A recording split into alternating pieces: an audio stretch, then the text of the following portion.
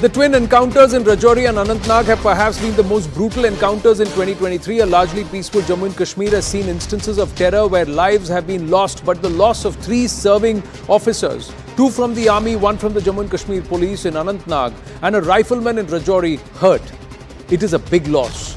Every brave, when they don the uniform of any color or type, they commit their lives to the nation. They have already embraced the possibility of a supreme sacrifice. They wear that commitment with pride. Their loved ones also join in that commitment. As painful as losing a loved one is, the kith and kin know deep within their heart that they have signed up for it, and somewhere there is pride that their cherished one has done what few dare to do, ladies and gentlemen. Lay down everything for the motherland. This jazba must be saluted. No matter how much we hail our security personnel and their families, it will never be enough. But aren't these sacrifices supposed to be made in active combat, in a situation of open conflict? Here, we are losing our braves to red terror and dirty proxy war. We are losing them to cowards who creep in like vermin and act like cowards and scoot like rodents. This must stop. The enemy must be pushed back behind the borders. No other line must be allowed. If there is one, erase it. To strike when the enemy is down, when the challenger is necessary action. Hit them hard, make them pay, and ensure they never return. There is no room for empathy or compassion or for those who deserve none. Such is the nature of this enemy that even when they are down on their knees, groveling for mercy, they will have the temerity to throw mud into your eyes. It's not enough to put them down, they need to be ground to dust, such that they will never ever rise with the aim to bleed Bharat and its braves ever again. This is not a rush of emotion, ladies and gentlemen. This is a cold, calculated approach with an eye on the future. The dream of a Viksit, Shresth, Atmanirbhar Bharat can never be accomplished with snakes in the backyard ever ready to strike with venom. And I say backyard because they are in our borders. Erase the line, we say. Ask a soldier and there will be absolute clarity. Like General V.K. Singh. इनको सबक सिखाने के लिए इनको अलग थलग करना होगा is what he said. Ask the kin of a martyr and they will not only demand an eye for an eye, but they will also expect an assurance from the state that this menace, quote unquote, will be dealt with once and for all. While there is absolutely no doubt that all of us as Bharatiya feel their pain and join them in demanding these pests be exterminated, sadly and truly our Desh Bhakti tends to end there. On TV news, the story moves on to the next headline, the general public moves on to the next viral story, and 2 days later, the tears, the pain are all forgotten till the next supreme sacrifice. For us, display of patriotism and chest thumping is jingoism, and it's all event-driven. We are not like the braves, those who wear the uniform with pride, with a sense of duty, day in and day out, non-stop for 24 hours, as they think about, all that they think about is their duty, their promise to the nation.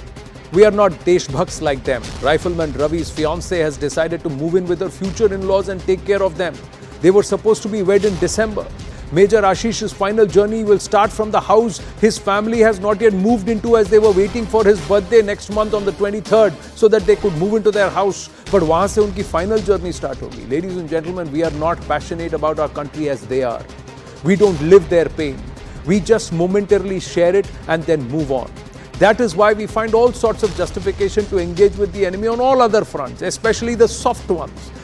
Movies, music, sports, entertainment, talk shows, news shows, where we engage, entertain and even pay those who empathize with the enemy and the terrorists. We allow them to call it a struggle and let them off without extracting a stated condemnation. A famous musician from across the border is quoted as saying, "Kafir pasand nahi hai, kafiron ka paisa pasand hai." That is their attitude. They wear a veil of friendship, never forgetting their true stance. They are just looking to milk the cow eventually with the intent to bleed it with 1,000 cuts. When they win, it's victory of a faith they consider superior to our way of life. When they lose, it's just a game. The BCCI and its team have been subjected to a lot of ridicule and terse words on social media on the decision to play with Pakistan at the Cricket World Cup, especially after Rajouri and Anantnag. But come to think of it, the BCCI has walked the talk more than viewers and us, the media, have.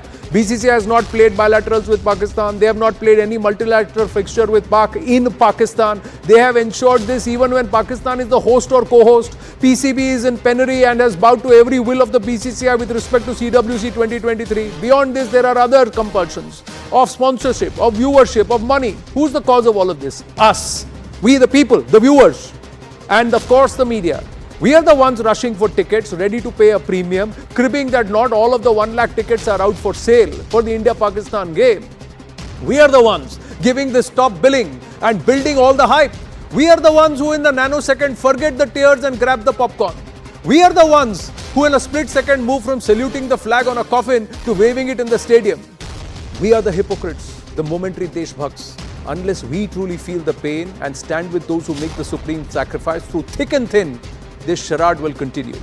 Till we have at least one member from every house don the uniform in the service of Bharat, this event-led jingoism will continue, ladies and gentlemen. We are far from being patriots in the true sense until then.